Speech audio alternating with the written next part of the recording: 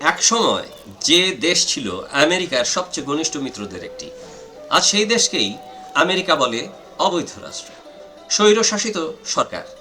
Venezuela তেল সমৃদ্ধ এক দেশ, যার বন্ধুত্ব বদলে গেছে শত্রুতায়। কিন্তু প্রশ্ন হলো, ভেনিজুয়েলা ও আমেরিকার সম্পর্ক কেন এমন হলো?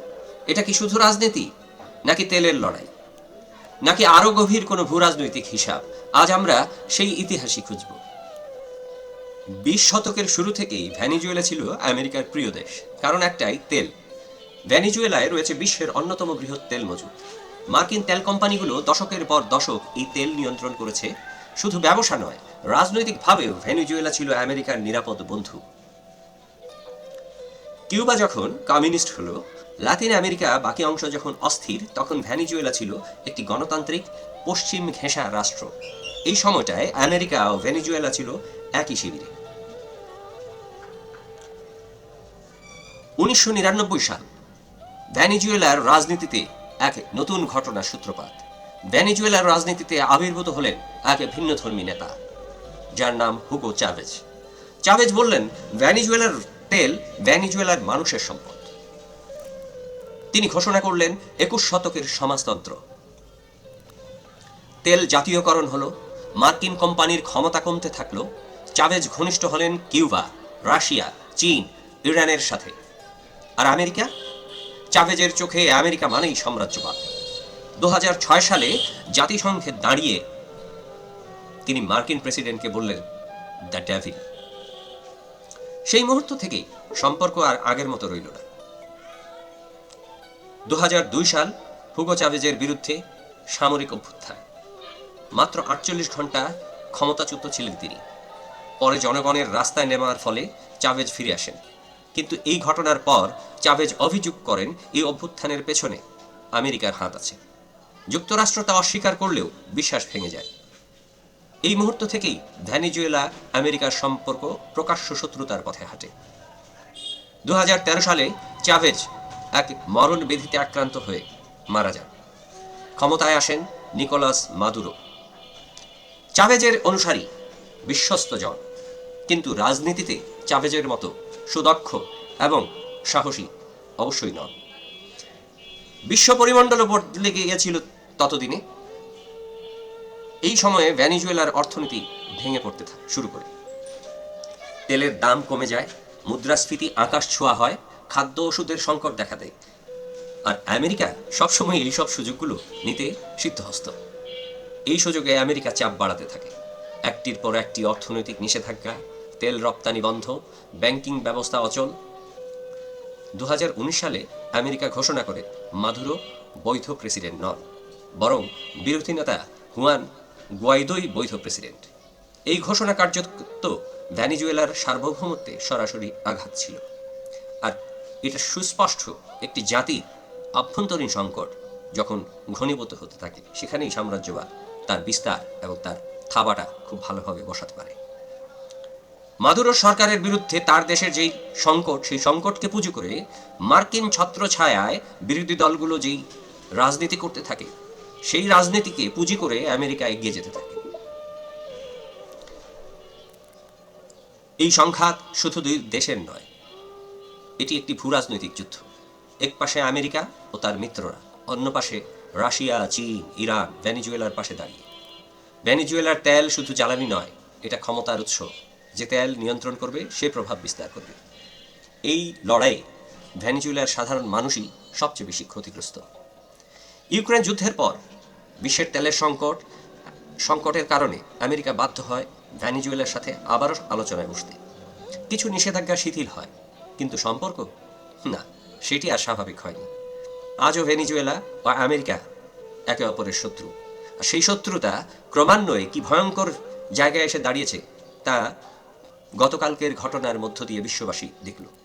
একটি স্বাধীন দেশের রাষ্ট্রপ্রধানকে তার দেশে ঢুকে রাতের অন্ধকারে সামরিক আক্রমণ চালিয়ে তাকে তুলে নিয়ে গেল যুক্তরাষ্ট্র, এবং যুক্তরাষ্ট্রের প্রেসিডেন্টের সে কি অহংকারী বয়ান।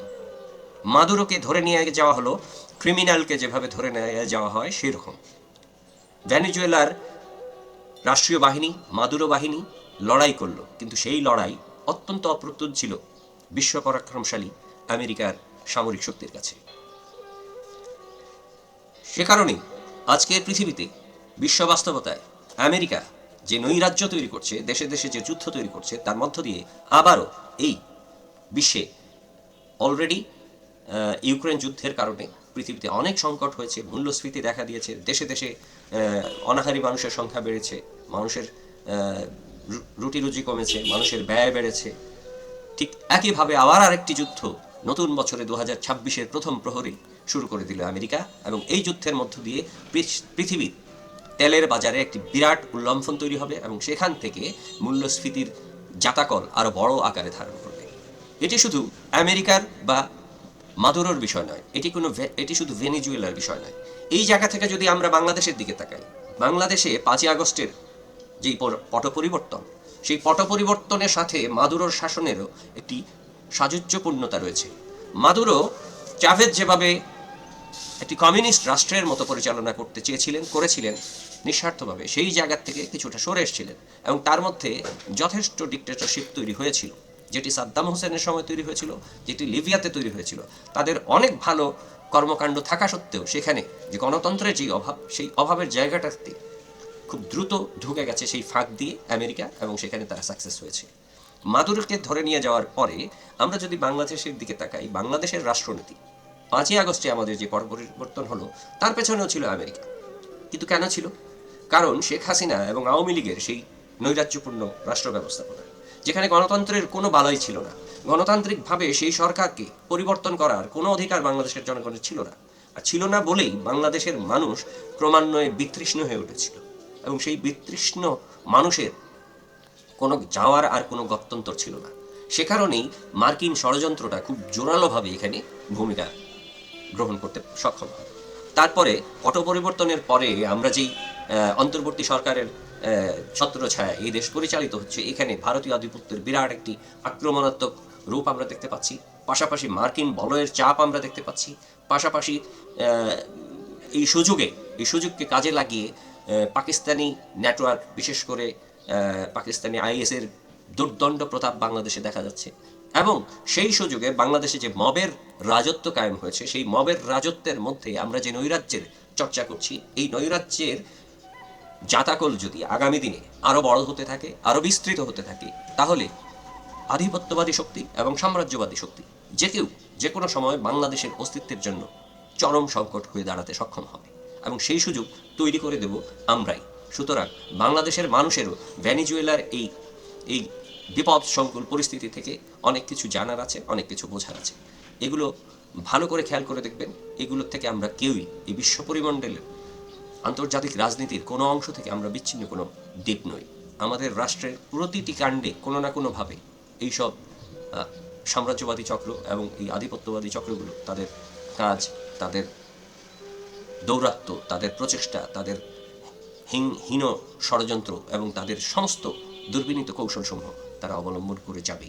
সুতরাং আপনার জাতির ঐক্য, জাতির গণতান্ত্রিক মূল্যবোধ, জাতির গণতান্ত্রিক সমাজ ব্যবস্থাই শুধু একমাত্র আপনাকে নিরাপদ রাখতে সক্ষম। শুধু দর্শক, আজ এ পর্যন্তই। ভালো থাকুন, সুস্থ থাকুন, নিরাপদ থাকুন। আগামীতেও আরও নতুন কোনো ভিডিও নিয়ে হাজির হব, যেখানে থাকবে ইতিহাস এবং বর্তমান বাস্তবতা।